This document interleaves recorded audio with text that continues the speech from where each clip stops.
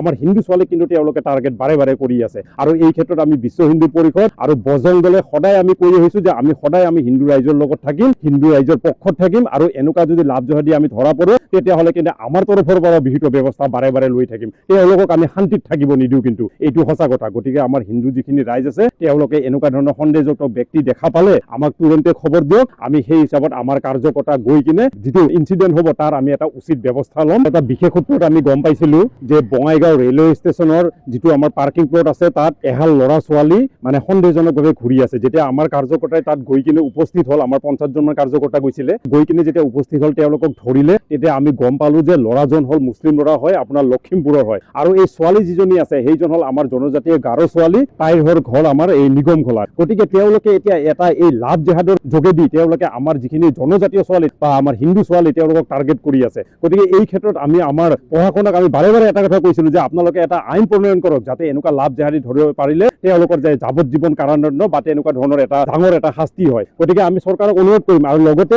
আমাৰ যিখিনি হিন্দু ৰাইজ আছে তেওঁলোকক আমি বাৰে বাৰে কৈছো যে আপোনালোকে এটা কথা মাৰ্ক কৰিব, কিন্তু তেওঁলোকে হ'ল আমাৰ হিন্দু ছোৱালীক, জনজাতীয় হওক, ৰাভা হওক, বড়ো হওক, মিচিং হওক বা ৰাজবংশী হওক, অসমীয়া হওক বা হিন্দু বিহাৰী যি জাতি আছে, আমাৰ হিন্দু ছোৱালীক কিন্তু তেওঁলোকে টাৰ্গেট বাৰে বাৰে কৰি আছে। আৰু এই ক্ষেত্ৰত আমি বিশ্ব হিন্দু পৰিষদ আৰু বজৰং দলে সদায় আমি কৈ আহিছো যে আমি সদায় আমি হিন্দু ৰাইজৰ লগত থাকিম, হিন্দু ৰাইজৰ পক্ষত থাকিম, আৰু এনেকুৱা যদি লাভ জহাদি আমি ধৰা পৰো তেতিয়াহ'লে কিন্তু আমাৰ তৰফৰ পৰা বিহিত ব্যৱস্থা বাৰে বাৰে লৈ থাকিম। তেওঁলোকক আমি শান্তিত থাকিব নিদিওঁ, কিন্তু এইটো সঁচা কথা। গতিকে আমাৰ হিন্দু যিখিনি ৰাইজ আছে তেওঁলোকে এনেকুৱা ধৰণৰ সন্দেহযুক্ত ব্যক্তি দেখা পালে আমাক তুৰন্তে খবৰ দিয়ক। আমি সেই হিচাপত আমাৰ কাৰ্যকৰ্তা গৈ কিনে যিটো ইনচিডেণ্ট হ'ব তাৰ আমি এটা উচিত ব্যৱস্থা ল'ম। আৰু প্ৰশাসনকো আমি অনুৰোধ কৰিম আপোনালোকে এই ক্ষেত্ৰত অকণমান কঠোৰ হওক, যাতে আমাৰ যিখিনি হিন্দু ছোৱালী আছে তেওঁলোকে যাতে সুৰক্ষিত হৈ থাকিব পাৰে। আৰু আমাৰ মাননীয় মুখ্যমন্ত্ৰী মহোদয়ে এষাৰ কথা কৈছিলে যে ইয়াত এটা কঠোৰ আইন প্ৰণয়ন কৰা বুলি। গতিকে এই লাভ জেহাদৰ ক্ষেত্ৰত আমি মুখ্যমন্ত্ৰী মহোদয়ক অনুৰোধ কৰিম যাতে আপোনালোকে যাতে আমাৰ লোকেল যিখিনি প্ৰশাসনক আছে তেওঁলোকক যাতে আপোনালোকে এটা কথা কৈ দিয়ে, যাতে আমি এনেকুৱা লাভ জেহাদ যেতিয়া কেছ ধৰিম তেওঁলোকে যাতে ইয়াৰ এটা উচিত ব্যৱস্থা লয়। কাৰণ বহু ক্ষেত্ৰত আমি দেখা পাওঁ কিছুমান প্ৰশাসনৰ বিষয়া আছে